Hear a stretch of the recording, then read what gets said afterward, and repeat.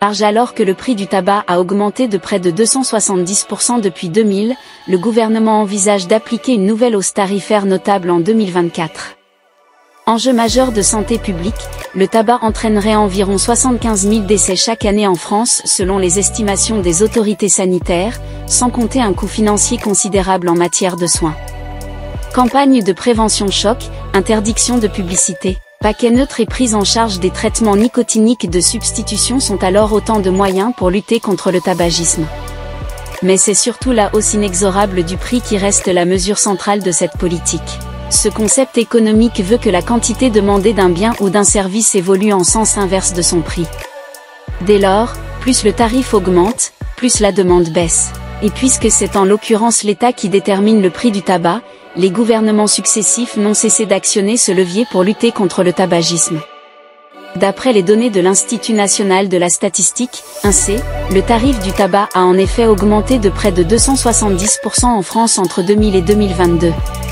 Après 2 ans de relative stabilité, le prix du paquet de cigarettes a d'ailleurs à nouveau connu une hausse significative au 1er mai 2023 en passant à 11 € pour de nombreuses marques, contre 10,60 € ou 10,80 € précédemment. Une efficacité reconnue. Tous les acteurs institutionnels s'accordent à le dire, accroître le prix du tabac est une mesure de santé publique efficace car cela entraîne automatiquement une réduction de la consommation, dixit Santé publique France en 2003. C'est en effet une motivation supplémentaire à l'arrêt, pour les fumeurs, tout en dissuadant ceux qui n'ont pas encore essayé. En juillet 2023, l'Organisation mondiale de la santé, OMS, l'a encore rappelé, les taxes sur le tabac sont le moyen le plus efficace de réduire la consommation, en particulier parmi les jeunes et les catégories de population à faible revenu.